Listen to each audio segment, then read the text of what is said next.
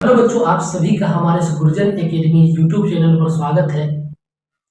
तो मैंने इससे पहले जो एक वीडियो बनाया था, उस वीडियो में 12th क्लास के मैथमेटिक्स का जो मॉडल पेपर का जो क्वेश्चन है, हर एक क्वेश्चन, बहुत सारा क्वेश्चन को बहुत अच्छे कॉन्सेप्ट के साथ मैंने बताया था। तो आज का ये सेकेंड वीडियो है, ठीक है। तो आज के वीडियो में भी हमने मॉडल पेपर के ही क्वेश्चन को सॉल्व करेंगे, लेकिन जो बेहतरीन बेहतरीन क्वेश्चन है, जो एग्जामिनेशन में आपको उस टाइप का क्वेश्चन आता है या डायरेक्ट वो भी क्वेश्चन आ सकता है, उसी सब क्वेश्चन के ऊपर हम लोग बात करने जा रहे हैं, ठीक है। तो ये क्वेश्चन है, सबसे पहला क्वेश्चन नंबर, मैंने यहाँ पर 3 क्वेश्चन लिया हूँ। Question number 1, question number 2, question number 3। ये तीनों क्वेश्चन पॉइंट एग्जाम के पॉइंट ऑफ व्यू से काफी इंपॉर्टेंट है। या तो ये क्वेश्चन दिख जाए या इसी टाइप का क्वेश्चन आपको लिखे दिखने वाला है। तो सबसे पहला क्वेश्चन बोला है कि cos root x divided by root x into dx, इसका क्या करना है, हमें इंटीग्रेशन करना है, ठीक है। और आप सभी को इससे पहले वाले वीडियो में मैंने इंटीग्रेशन का जो बेसिक फंडामेंटल है उसको भी बता दिया था, उसके साथ साथ में मॉडल पेपर के क्वेश्चन को भी बताया था। तो उसमें मैंने बताया था कि डिफिनिट और इंटीग्रेशन और इंडिफिनिट इंटीग्रेशन का पहचान किस तरीके से करते हैं, ठीक है। आप लोगों को देखने से तो समझ में आ ही गया होगा कि ये इंडिफिनिट इंटीग्रेशन का क्वेश्चन है, ठीक है। तो इसको सॉल्व करते हैं, इसका हम लोग क्या करते हैं, सोल्यूशन करते हैं, ठीक है। तो सबसे पहले देख लीजिए कि cos रूट x और नीचे क्या है, root x into D X है। तो हम यहाँ क्या कर लेते हैं कि let t is equal to root x। हमने क्या किया कि इस रूट x को t एज्यूम कर लिया। ऐसा इसलिए किए हैं ताकि ये जो मेरा जो डिफिकल्ट तरीके का कैलकुलेशन दिख रहा है ये हमारा आसान हो जाए, ठीक है। अब इसका क्या करेंगे, हम लोग इसका डिफरेंशिएशन कर देंगे। तो dt upon dx is equal to, और रूट एक्स का डिफरेंशिएशन आप सभी को पता है 1 अपॉन 2 रूट एक्स।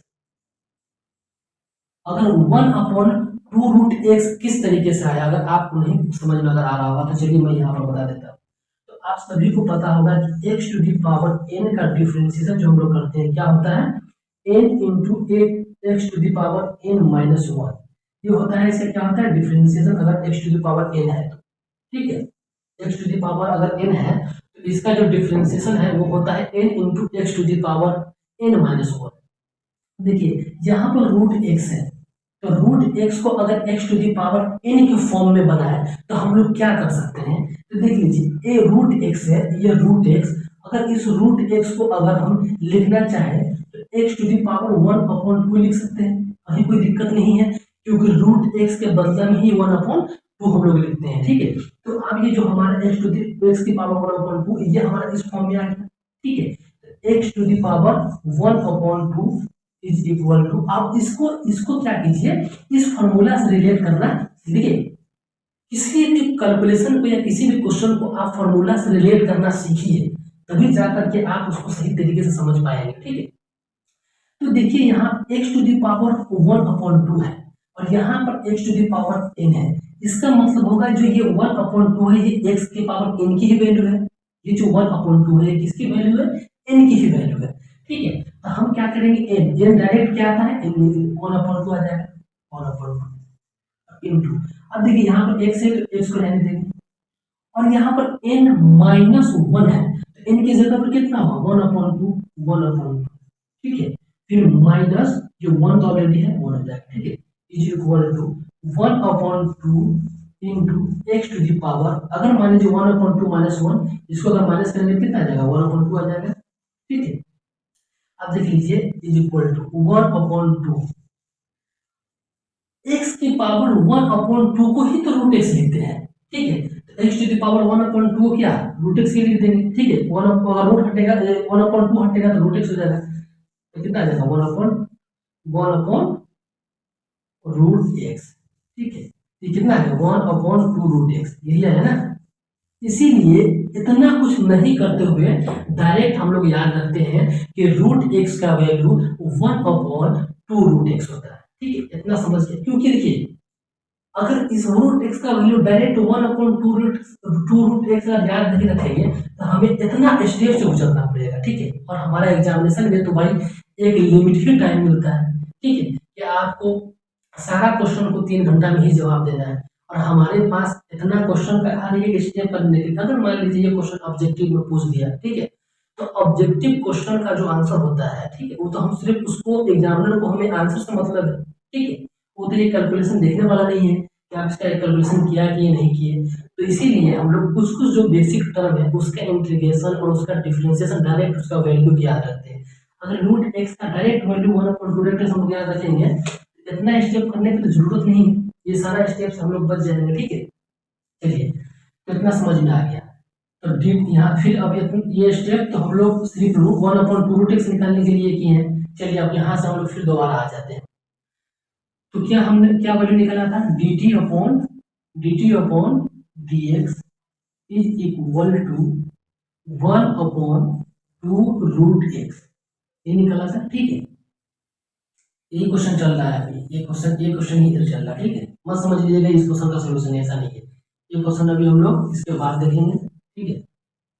चलिए, और अगर यहाँ से dt निकालना चाहें तो dt इज इक्वल टू क्या हो जाएगा, 1/2 √x इंटू dx, ठीक है। अगर dt निकालना चाहें तो ये dx इसके डिवाइड में, तो इसके मल्टीप्लिकेशन में चला जाएगा। कहीं कोई दिक्कत नहीं हो रहा होगा आप लोगों को। अगर किसी तरीके का कोई दिक्कत हो रहा होगा तो आप हमें कमेंट जरूर कीजिएगा, और हमारा गुरुजन एकेडमी का टेलीग्राम चैनल को आप ज्वाइन कर लीजिए, वहां पर भी आप पूछ सकते हैं, ठीक है। अब देख लीजिए, आप हम लोग क्या करते हैं, क्वेश्चन से रिलेट करते हैं, इंटीग्रेशन और cos√x के जगह पर हमने क्या यूज किया था, t, यहाँ पर लिख देंगे cos√x के जगह पर t, ठीक है। और dx अपॉन √x को हम लोग क्या लिख सकते हैं, dx अपॉन √x को dt, लेकिन यहाँ 2 है, 2 अगर इसके मल्टीप्लिकेशन में इधर जाएगा तो इसके गुणा में चला जाएगा, मल्टीप्लिकेशन में चला जाएगा, इसके डिवाइड में तो इसके मल्टीप्लिकेशन में जाएगा, इनटू हमारा 2 भी हो जाएगा, ठीक है। ये 2 तो कांस्टेंट है, इंटीग्रेशन से उसको बाहर कर लेंगे, integration cos t into dt, ठीक है। और आप सभी को पता होगा कि cos 2 का जो इंटीग्रेशन होता है क्या होता है, sin t, ठीक है। और प्लस c तो हमारा कांस्टेंट टर्म है, वो तो आएगा ही, लेकिन ये हमारा फाइनल आंसर नहीं है, क्योंकि हम जो हमारा क्वेश्चन पूछा गया है इन टर्म्स ऑफ x पूछा गया है, जो cos का एंगल है वो इन टर्म्स ऑफ x है, लेकिन हमने जो आंसर निकाला है यहाँ पर इन टर्म्स ऑफ t, लेकिन t को क्या करेंगे हम लोग x में एक्सटेंड करेंगे। तो देख लीजिए t क्या जो किए थे, t is equal to √x, यहाँ पर लिखेंगे 2 sin और t के जगह पर क्या लिखेंगे √x प्लस c, ये हुआ हमारा फाइनल आंसर, ठीक है। ये हुआ हमारा फाइनल आंसर, ठीक है। तो आई होप आप लोगों को काफी अच्छे तरीके से समझ में आया होगा, हर एक पे का स्टेप अच्छे तरीके से समझ में आया होगा, ठीक है। तो वीडियो को पोस्ट करके ये सारे स्टेप को अच्छे तरीके से लिख लीजिए। अगर कहीं भी कोई दिक्कत हो तो आप हमें बेहिचक पूछ सकते हैं, हमारा टेलीग्राम चैनल है गुरुजन एकेडमी के नाम से, टेलीग्राम चैनल को भी आप ज्वाइन कर लीजिए, ठीक है। Integration 4x into log x into dx, ये क्वेश्चन नंबर 2 है, और इस क्वेश्चन में क्या करना है, इंटीग्रेशन फाइंड करना है। लेकिन इस क्वेश्चन में समस्या क्या है कि देखिए इस दोनों में से किसी को एक t मान के भी नहीं कर सकते, क्योंकि log x को अगर t मानते हैं तो log x का इंटीग्रेशन 1/x हो जाएगा, लेकिन हमारे यहाँ पर 1/x दिख नहीं रहा है। अगर x को t मान लेते तो x का डिफरेंशिएशन करने से log x आने वाला है नहीं, तो हमारा वहां पर वो कॉन्सेप्ट तो फेल हो गया। लेकिन इस क्वेश्चन को लेने का मतलब यही था कि आपका इस क्वेश्चन ऑलरेडी मॉडल पेपर में है, ऑलरेडी कम से कम 3 से 4 टाइम्स आपका बोर्ड एग्जामिनेशन में पूछ गया हुआ, ठीक है। अभी जो आपका एग्जाम होने वाला है उसमें आने का एक क्वेश्चन पूरा संभावना है, और ये क्वेश्चन आपका इंटीग्रेशन का सबसे जो बेस्ट कॉन्सेप्ट है ना उस पर आधारित है ये क्वेश्चन, और वो उस कॉन्सेप्ट पर आपको ये क्वेश्चन नहीं हो तो कोई और क्वेश्चन जरूर पूछेगा। इसको बनाने के लिए जो कॉन्सेप्ट होता है उसको हम लोग बोलते हैं आईलेट।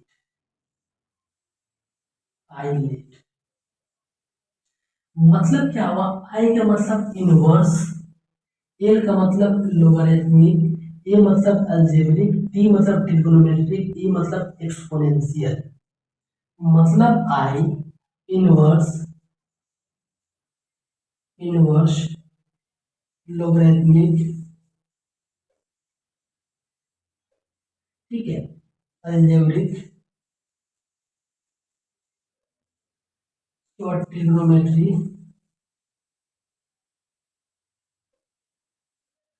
के बाद आपको हो जाएगा एक्सपोनेंशियल।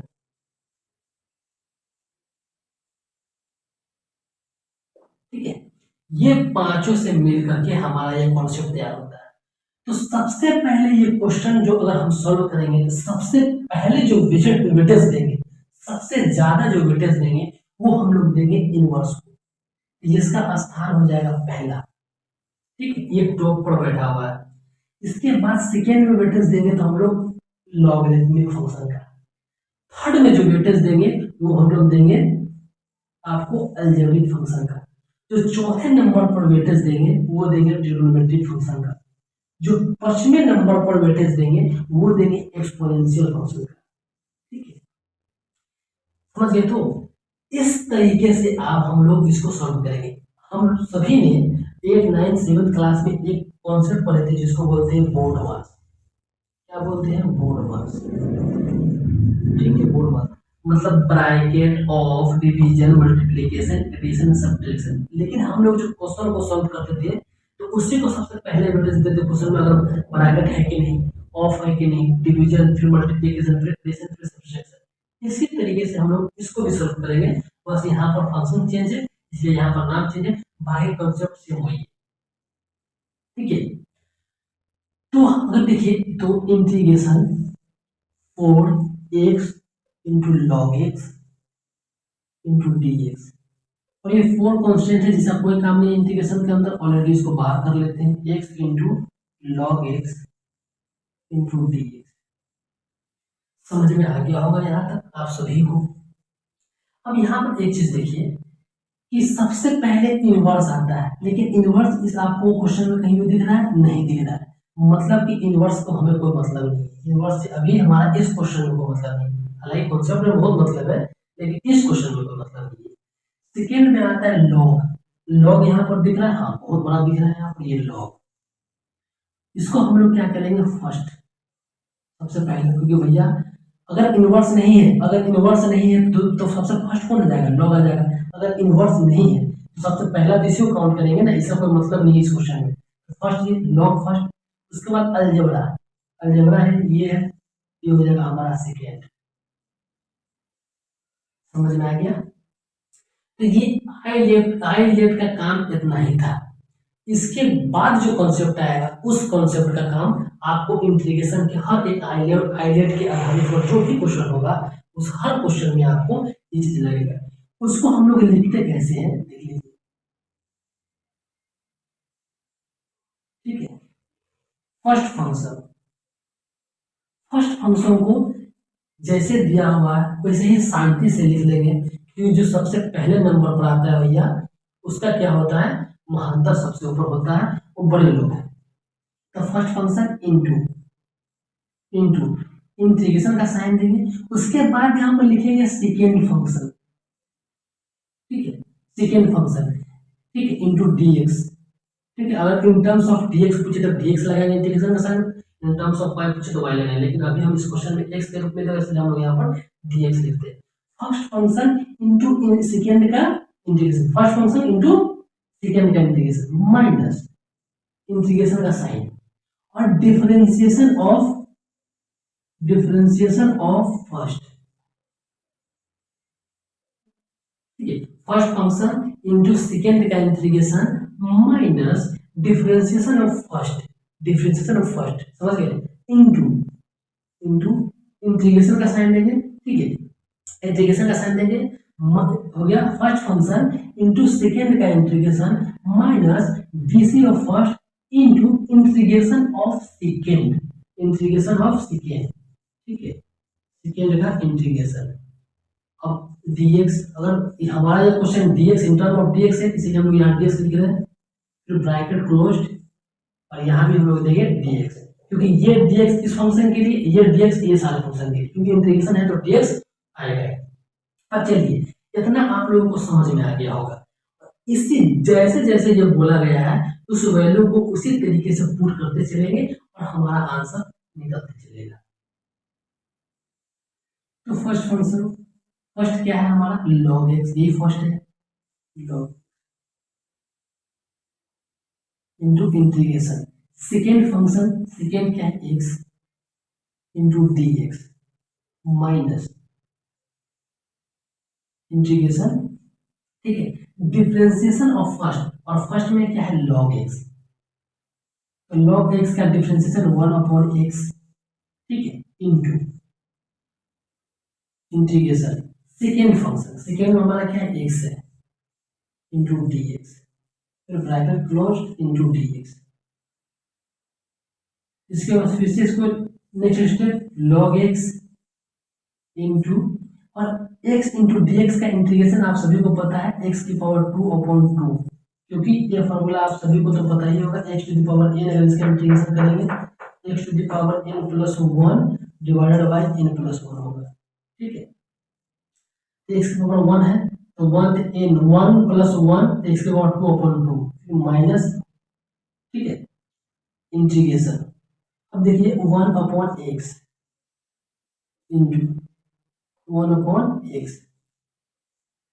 और x इंटू डी एक्स का इंटीग्रेशन x स्क्वायर अपॉन 2, ठीक है, डी एक्स, और यहाँ देखिए एक x से ये एक x कैंसिल हो जाएगा, तो हमारा बचा क्या log x into x square upon 2 minus integration, यहाँ बचा x अपॉन 2, क्योंकि ये डिवाइड में 2 है, यहाँ x से एक कैंसिल हो जाएगा तो एक x बचेगा इंटू डी एक्स, ठीक है, तो log x into x square upon 2, फिर यहाँ -1/2 बाहर आ जाएगा, कॉन्स्टेंट टर्म है, और x का जो इंटीग्रेशन क्या हो जाएगा x की पावर 2/2, ठीक है, फिर प्लस c, फाइनली इसको सॉल्व कर लेते हैं log x into x square upon 2 minus x square upon 4 plus c, ये हुआ आपका फाइनल आंसर, ठीक है। तो देखिए ये क्वेश्चन बताने का इसके पीछे एक ही मतलब था कि आपको इस कंसेप्ट का यूज करते हुए आपको इस बार ही 2025 के बोर्ड एग्जामिनेशन में एक नया क्वेश्चन आपको देखने को मिलने वाला है, ठीक है, इसलिए इस क्वेश्चन को बताने का मतलब था इसके पीछे। चलिए आज के सेकेंड क्वेश्चन को ऊपर देखिए, थर्ड क्वेश्चन को ऊपर देखिए, थर्ड क्वेश्चन क्या है, डायरेक्ट ऑब्जेक्टिव क्वेश्चन आप बना सकते हैं, किसी भी तरीके का ऑब्जेक्टिव क्वेश्चन अगर इस फॉर्मूला पर बेस पुट है उस पर आराम से उसको बना सकते हैं। ये बोला गया है कि अगर e to the power x है, e to the power x है, अगर कोई फंक्शन f ऑफ x है और प्लस वहीं पर उसका डिफरेंशिएशन अगर दिख रहा है तो उसको direct e to the power x into f of x और प्लस c लिख सकते हैं। तो यहाँ देख लीजिए कि sine x sine inverse x, इसका डिफरेंशिएशन क्या होता है, इसका डिफरेंशिएशन क्या होता है 1/√1 माइनस एक्स स्क्वायर, यही होता है √1 माइनस एक्स स्क्वायर। तो इसको आप रिलेट कीजिए तो integration e to the power x और साइन और 1/√1 माइनस एक्स स्क्वायर क्या है, ये डिफरेंशिएशन है इसका, इसको हम लोग क्या लिख सकते हैं, ठीक है, आपको और अच्छे से क्लियर करके बताते हैं, और अच्छे से क्लियर करके आपको कॉन्सेप्ट बताते हैं ताकि आप लोग कंफ्यूज नहीं हो। अगर हम लोग मान लेते हैं कि function of x sine inverse x, ये जो फंक्शन ऑफ, इसको हम लोग क्या मान लिए फंक्शन x मान लिए, इसका डिफरेंशिएशन करेंगे तो क्या होगा, तो फंक्शन ऑफ x, ये जो आपको ये डैश दिख रहा है, ये हम लोग इसको इस तरीके से डिफरेंशिएशन को रिप्रेजेंट करते हैं, ठीक है, तो क्या आ जाएगा, ये आ जाएगा 1/√1 माइनस एक्स स्क्वायर, समझ में आ गया।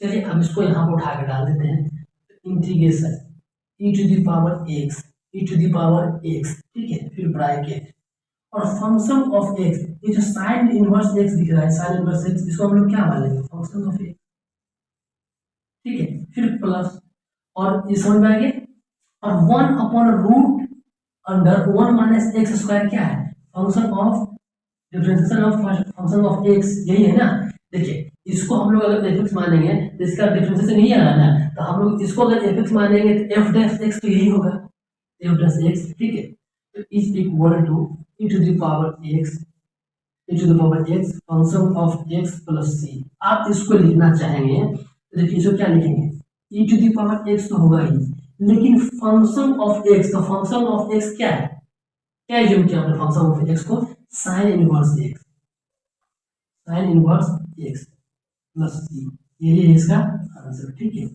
ये इसको आप लोग याद रखिएगा, ये क्वेश्चन आपको डायरेक्ट ऑब्जेक्टिव में आ जाएगा, डायरेक्ट इस पर पुटिंग आ जाएगा, इसको कुछ इस तरीके से बनाने में ये आसान होता है। बाकी अगर ऐसे नॉर्मली सॉल्व करेंगे तो इसका सॉल्व कर सकते हैं, कोई दिक्कत नहीं है। साइन इनवर्स एक्स को हम लोग टी रिज्यूम कर लेंगे, उसका इंटीग्रेशन आ जाएगा 1/dt, फिर उसको हम लोग आइलेट के कॉन्सेप्ट, इससे पहले जो आइलेट बताया है उसी कॉन्सेप्ट पे ले जाकर सॉल्व कर सकते हैं। लेकिन इससे क्या होगा ना कि आपको बहुत सारा लंबा बन जाएगा, इसलिए आप लोग इसको याद रखेंगे, इस कॉन्सेप्ट को याद रखेंगे ताकि आपका आसान से बन जाएगा। ठीक है, तो आज के लिए इतना ही, फिर